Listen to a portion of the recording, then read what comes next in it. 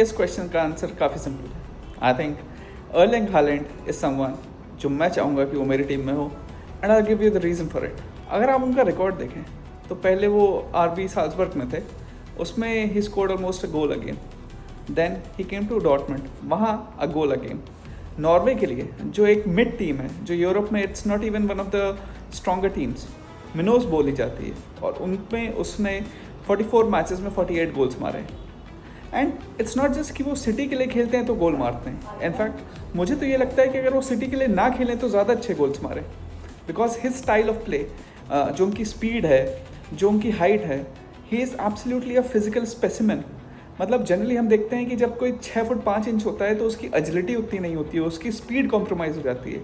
But even at that height he has a acceleration, a turn of pace, speed that is second to none, and that is what separates him from others. क्योंकि हमने पहले भी काफ़ी ऐसे toll players देखे हैं, but they lose something else if they gain in height. Andy Carroll थे, Peter Crouch थे, tall players. Even Didier Drogba tall थे बट स्पीड नहीं थी। whereas here he has the speed of say Michael Owen or Thierry Henry combined with the height and stature of a Didier Drogba. So ऐसा कोई player हो, ऐसा कोई physical specimen हो, तो आई think he stands shoulders above everyone else. And और city के लिए आप उनका रिकॉर्ड देखिए, 100 मैचों में 88 गोल्स, जबकि City don't even play to his strength. मतलब ऐसा नहीं है कि सिटी बॉल अर्ली रिलीज करती है या चैनल्स पे खेलती है या काउंटर करने को इतना देखती है। City always tries to keep position, और वो बिल्डअप उनका स्लो रहता है, which is perhaps not suitable to Erling Haaland, but still every season he scores 25, 30, 35 goals easy. इस सीज़न भी आई वोंट बी सरप्राइज्ड अगर वो फिर से 30-35 गोल पास करते हैं और he wins the golden boot. तो that's why I think he is someone who stands above Harry Kane and Kylian Mbappe for me. लेकिन कुछ जगह पे जहाँ पे अर्लिंग हालैंड स्ट्रॉन्ग है, तो वहीं पे हैरी केन और किलियन एम्बापे भी स्ट्रॉन्ग है।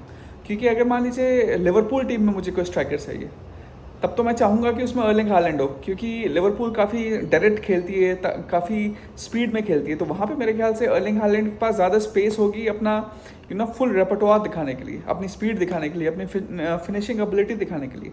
बट अगर सिटी जैसी टीम है जहाँ पे माना कि हालैंड एक्सेल कर रहे हैं, लेकिन मुझे लगता है कि अगर उसमें हैरी केन होते, आप सिटी टीम में हैरी केन को लाइए, जो पेप गार्डियोला की अंडरस्टैंडिंग है, जहाँ पे वो चाहते हैं कि उनका स्ट्राइकर इंटेलिजेंट हो, जो लिंक अप प्ले करे, जो पीछे आके भी बॉल स्प्रे करे, तो वहाँ पे I think Harry Kane is second to none. जो उनकी फुटबॉल आईक्यू है, जो उनकी स्ट्राइकिंग एबिलिटी है, जो he strikes the ball so true. मतलब जब हैरी केन मारते हैं तो द बॉल स्टेज हिट। उनकी पेनल्टी रिकॉर्ड देखिए आप, his ability to link up play, he is one of the few strikers left now जो पीछे आके भी गेम अफेक्ट कर सकते हैं। I think Karim Benzema in his heydays used to do that, but उसके बाद हमने देखा कि शायद स्ट्राइकर्स सिर्फ अपने 6 यार्ड बॉक्स में रहना पसंद करते हैं। बट हैरी केन एक ऐसे स्ट्राइकर जो पीछे भी आते हैं, बॉल स्प्रे भी करते हैं, विंगर्स को खिलवाते हैं, मिडफील्डर्स को खिलवाते हैं। तो अगर सिटी टीम में हैरी केन होते तो आई थिंक सिटी टीम और इफेक्टिव होती। इसलिए मुझे लगता है कि अगर आपके पास कोई ऐसी टीम है जो बहुत डायरेक्ट नहीं खेलती है, जो टिकी टाका खेलती है, जो क्लोज स्पेसेस में खेलती है, जो लो ब्लॉक्स के अगेंस्ट खेलती है, तो वहाँ पे आई थिंक हैरी केन ऐसे स्ट्राइकर हैं जो शायद हालैंड और एम्बापे इसके ऊपर आएंगे। तो इट्स आपकी टीम को क्या चाहिए, उस पर भी निर्भर करता है कि आपको कौन सा स्ट्राइकर पसंद है। जैसे मैं आर्सेनल का सपोर्टर हूँ, तो अगर आर्सेनल के लिए चाहिए तो मैं कहूँगा कि हालैंड। बट जैसा मैंने कहा कि अगर सिटी है या बार्सिलोना है, तो वहाँ पे मुझे लगता है Harry Kane would be better. और अब हम इसी श्रेणी में अपने नेक्स्ट स्ट्राइकर पे आते हैं, जो है Kylian Mbappe. Kylian Mbappe is a perfect second striker. मतलब अभी रियल मैड्रिड उन्हें स्ट्राइकर खिला रही है, फ्रांस भी कोशिश करती है उन्हें स्ट्राइकर खिलाने पे, पर मेरे हिसाब से किलियन एम्बापे की जो बेस्ट पोजीशन है वो एज अ सेकंड स्ट्राइकर है। हाँ, अभी जिस हिसाब से फुटबॉल चल रहा है उसमें जनरली लोग लोन स्ट्राइकर खेलते हैं, but I love to see एक ऐसा सिस्टम बनाया जाए जहाँ पे Kylian Mbappe as a second striker है। और जिसने सेकंड स्ट्राइकर का कॉन्सेप्ट नहीं देखा है वो शायद उन्होंने फुटबॉल उस समय से नहीं देखा है जब एसी मिलान थी, जब वो 2-2 स्ट्राइकर खिलाते थे, एक पीपो इंजागी थे और सेकंड स्ट्राइकर शेवचेंको होते थे, and Shevchenko used to be so lethal.